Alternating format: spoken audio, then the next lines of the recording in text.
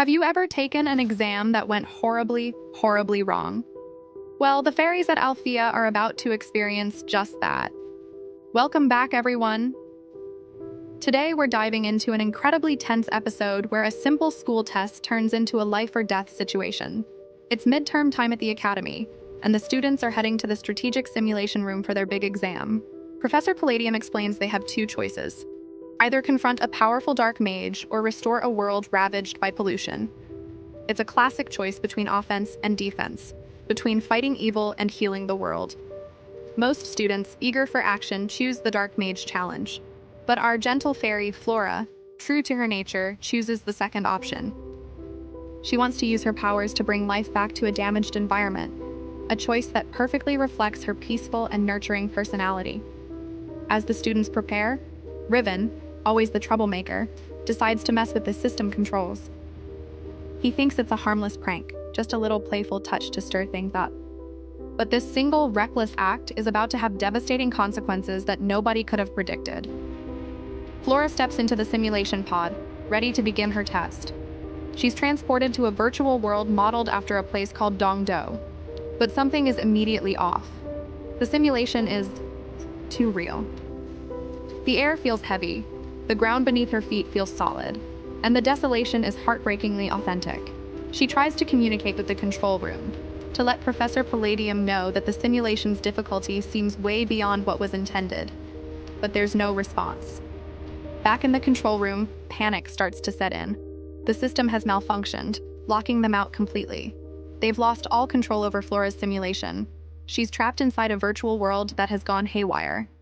The professors are watching her on the monitors, helpless, as the program continues to run on its own dangerous course. The most terrifying part? While Flora is in a virtual environment, the system is showing that her physical vital signs are reacting as if the dangers are real.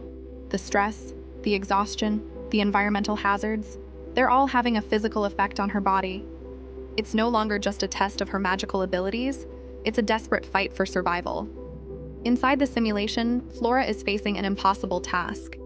The world of Dongdo is choked with pollution. The water is toxic, the air is unbreathable, and the land is barren. She tries to use her nature magic to cleanse the environment, pouring her energy into reviving the dying plants. But the scale of the corruption is overwhelming. For every patch of land she heals, another area seems to decay even faster. The simulation is actively fighting against her, throwing new and more difficult challenges her way.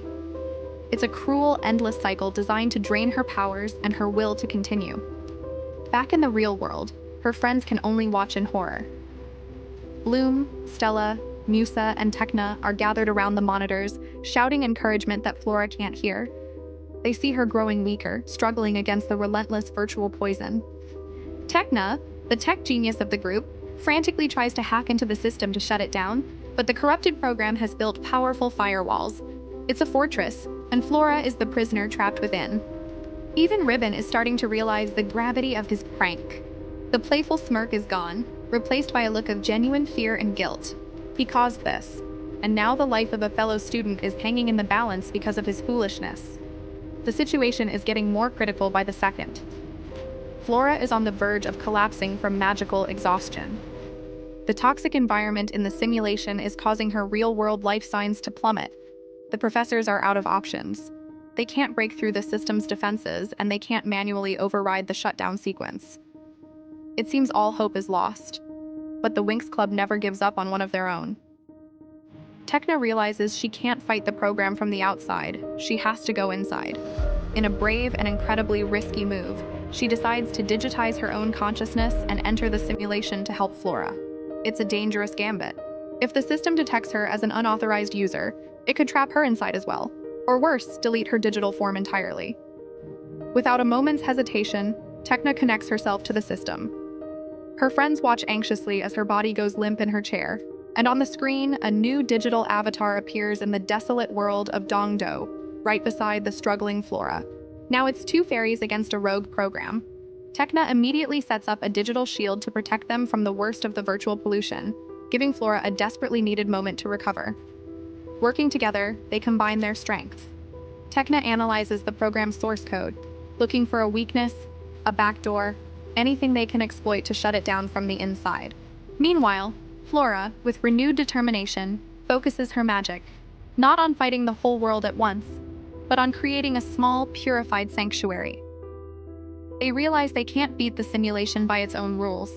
They have to cheat. Techna finds a vulnerability, a core command that controls the simulation's environmental engine. It's a long shot, but if they can overload it with pure, concentrated life energy, they might be able to force a system crash. It's all or nothing. Flora gathers the last of her strength, pouring every ounce of her magic into a single seed.